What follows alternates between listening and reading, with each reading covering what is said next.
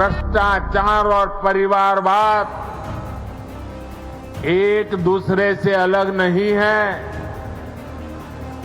जहां परिवारवाद और भाई भतीजावाद होता है, वहीं से हर प्रकार का करप्शन फलना फूलना शुरू हो जाता है। पुरानी कहावत है, उल्टे बास बरेली को। अपने तेलंगाना दौरे में पीएम मोदी ने एक बार फिर सूबे के सीएम चंद्रशेखर राव को इसका एहसास करवा दिया। पीएम मोदी ने हैदराबाद के मंच से बोलना शुरू किया तो प्रधानमंत्री की घेराबंदी के लिए केसीआर ने पिछले कई दिनों से जो सियासी बिसात सजाई थी, उसकी धज्जियां उड़नी शुरू हो गई। नमस्कार बड़ो। जनता की तालियां बता रही थी कि प्रधानमंत्री के सारे तीर सही निशाने पर लगते जा रहे थे। पीएम मोदी की जुबान से निकले तीनों शब्द परिवारवाद, भाई भतीजावाद और भ्रष्टाचार ये सीधा संदेश दे रहे थे कि उनके दौरे से दूरी बरतना तेलंगाना के सीएम की सियासी रणनीति नहीं, बल्कि उनकी मजबूरी है। और तीनों मुद्दों पर पीएम मोदी से नजरें मिलाने में के चंद्रशेखर राव घबराहट महसूस करते हैं। एक, इनके ही परिवार की जय जयकार होती रहे। दूसरा, करप्शन का पैसा इनके परिवार के पास ही आता रहे। और तीसरा, जो पैसे गरीब के लिए भेजे जाते हैं, वो पैसे इनके भ्रष्ट इकोसिस्टम के अंदर बांटने के काम आ जाए। ये लोग तिल मिलाए हुए हैं। बौखलाहट में कुछ भी किए जा रहे हैं। कुछ दिन पहले तो ऐसे कई राजनीतिक दल को अदालत में चले गए, कोर्ट के पास पहुंच गए थे। प्रधानमंत्री अगर किसी राज्य के दौरे पर जाएं, तो सूबे के सीएम उसकी अगवानी करेंगे। ये स्टैंडर्ड प्रोटोकॉल है। लेकिन तेलंगाना के सीएम के चंद्रशेखर राव ने इस प्रोटोकॉल की इस अंदाज में अनदेखी की कि साफ संदेश जाए कि चुनावी सियासत में पीएम मोदी को टक्कर देने वाला विपक्ष का सबसे बड़ा चेहरा है वो। प्रधानमंत्री की अगुवाई में जारी बीजेपी के मिशन साउथ को रोकने की जिम्मेदारी सीधे उनके कंधे पर है। लेकिन पीएम मोदी ने के चंद्रशेखर राव के सियासी दांव को उलटकर रख दिया। प्रधानमंत्री के चंद्रशेखर राव के इस अड़ियल रवैये को सीधा इस बात से जोड़ दिया कि तेलंगाना के विकास की राह में खुद सूबे के सीएम अड़ंगा लगाते हैं। केंद्र की योजनाओं का फायदा सूबे के लोगों तक पहुंचाने का रास्ता अटकाते हैं। केंद्र सरकार की इन कोशिशों के बीच मुझे एक बात के लिए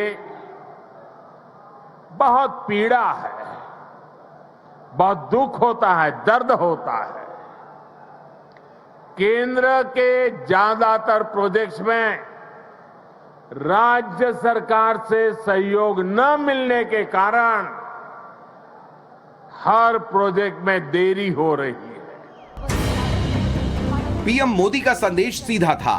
तेलंगाना का केंद्र सरकार 11,000 करोड़ की परियोजनाओं की सौगात दे रही है, तो ये सूबे के सीएम केसीआर को क्यों रास नहीं आ रहा है।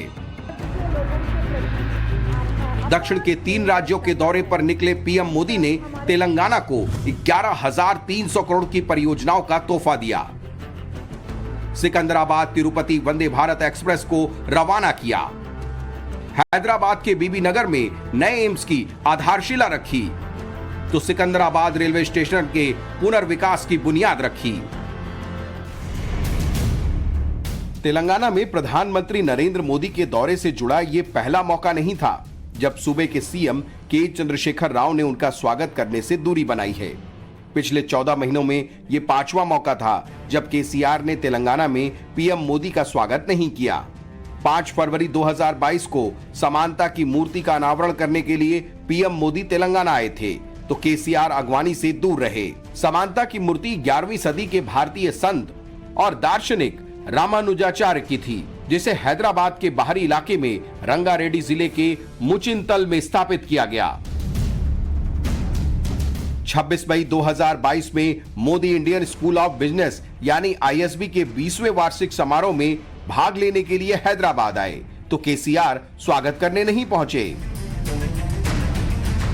2 जुलाई को भी पीएम बीजेपी की राष्ट्रीय कार्यकारिणी की बैठक के लिए हैदराबाद पहुंचे, तब भी केसीआर उनकी आगवानी से दूर रहे।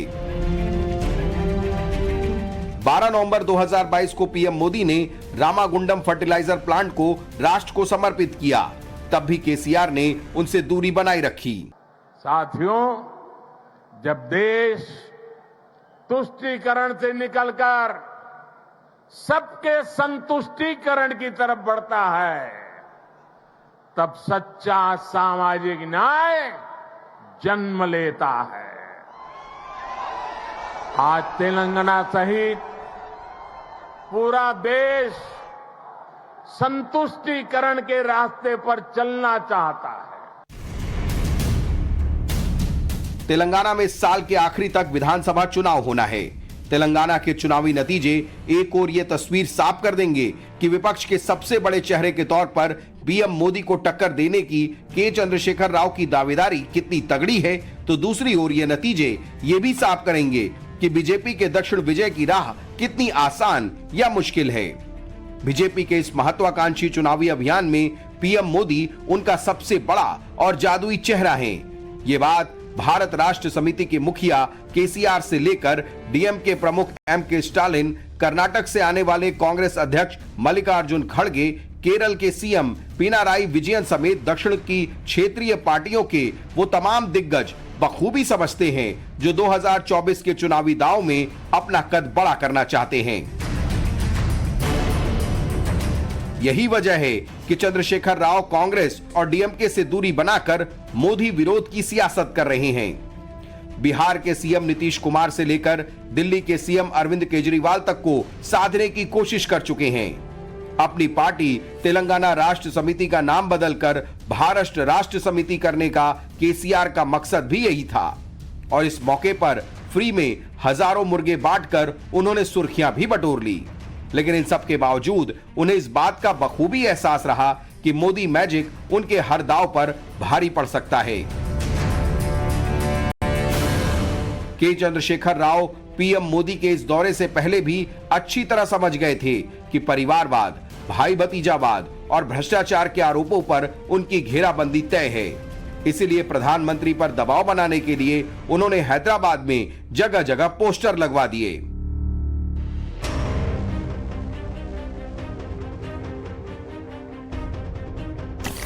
इस पोस्टर में लिखा गया, पीएम मोदी का स्वागत करता है परिवार, और इसमें बीजेपी के बड़े नेता और उनके बच्चों की तस्वीरें लगाई गई जो पार्टी या सरकार में शामिल हैं।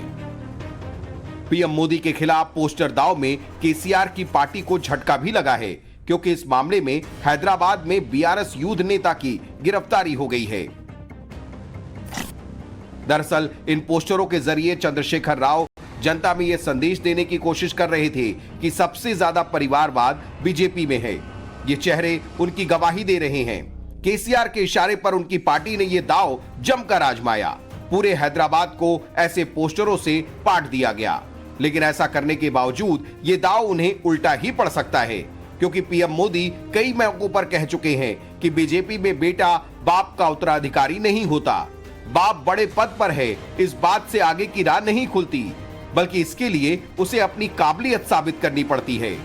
परिवारवाद और भाई भतीजावाद के आरोपों पर बीजेपी की घेराबंदी से दूसरी पार्टियां बचती हैं। ऐसे केसीआर को पीएम मोदी ने उनके इस दांव पर इसलिए भी घेर लिया क्योंकि दिल्ली शराब घोटाले की आंच केसीआर की बेटी कविता तक पहुंच चुकी है।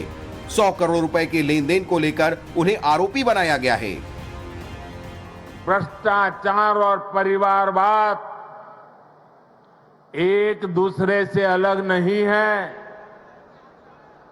जहां परिवारवाद और भाई भतीजावाद होता है, वहीं से हर प्रकार का करप्शन फलना फूलना शुरू हो जाता है। परिवारवाद, वंशवाद का मूल मंत्र ही सब चीजों को कंट्रोल करना होता है।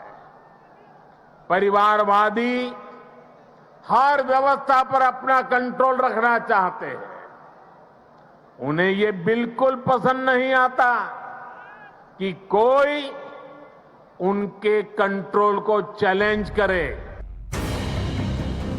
आपको बता दें कि साल 2018 में बीजेपी को तेलंगाना में 7% से कम वोट मिला था और एक सीट पर जीत मिली। साल 2019 तक केसीआर तेलंगाना में बीजेपी को अपना मुख्य प्रतिद्वंदी नहीं मान रहे थे, लेकिन 2020 में ग्रेटर हैदराबाद नगर निकाय चुनाव में 42% वोट और 4 सीटों से बढ़कर सीधे 48 सीट हासिल कर बीजेपी ने उनकी नींद उड़ा दी है। मोदी मैजिक की अगुवाई में बीजेपी जिस तरह स्वर्ण से लेकर दलित वोटों को साध रही है, उससे केसीआर का दांव बिगड़ रहा है। तेलंगाना के 17% दलित आबादी बीजेपी के साथ खड़ी होती है तो सूबे में बड़ा सियासी उलटफेर होना तय है। यही वजह है कि तेलंगाना में बीजेपी ने पूरी ताकत झोंक रखी है। तेलंगाना को पीएम मोदी 2024 के लिए दक्षिण विजय का द्वार बनाना चाहते हैं। इसका इशारा उन्होंने कई मौकों पर दिया है। इस बार इस दाव के तहत सिकंदराबाद तिरुपति वंदे भारत एक्सप्रेस को रवाना किया गया। ये आधुनिक ट्रेन अब भाग्य लक्ष्मी मंदिर के शहर को भगवान श्री वेंकटेश्वर धाम तिरुपति से जोड़ेगी।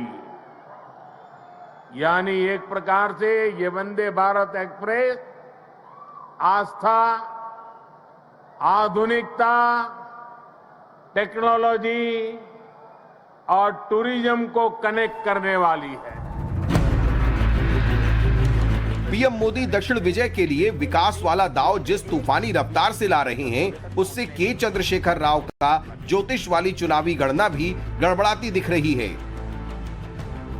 ज्योतिषीय गणना को ध्यान में रखकर सियासी दाव लगाने वाले चंद्रशेखर राव 6 नंबर को अपना लकी नंबर मानते हैं। ज्योतिषीय गणना के लिहाज से साल 2022 तक का साल उनके लिए मुफीद रहा, क्योंकि उसका कुल जोड़ 6 था, यानी केसीआर का भाग्यांक। लेकिन साल 2023 के आते ही के चंद्रशेखर राव को एहसास होने लगा कि ज्योतिष वाला गणित गड़बड़ा रहा है। साल 2023 में तेलंगाना में चुनाव हैं, तो वहीं साल 2024 में लोकसभा चुनाव। 2024 का कुल जोड़ 8 है, जो पीएम मोदी का लकी नंबर है। इसलिए अपने ज्योतिषीय फॉर्मूले को ध्यान में रखकर केसीआर हाल में तेलंगाना में बीजेपी का विजय रथ रोकना चाहते हैं। लेकिन सवाल ये है कि क्या केसीआर ऐसा कर पाएंगे? सवाल इसलिए है क्योंकि पीएम मोदी के खिलाफ केसीआर का हर दाव उन्हीं पर उल्टा पड़ जाता है। ब्यूरो रिपोर्ट, टाइम्स नाउ नव भारत।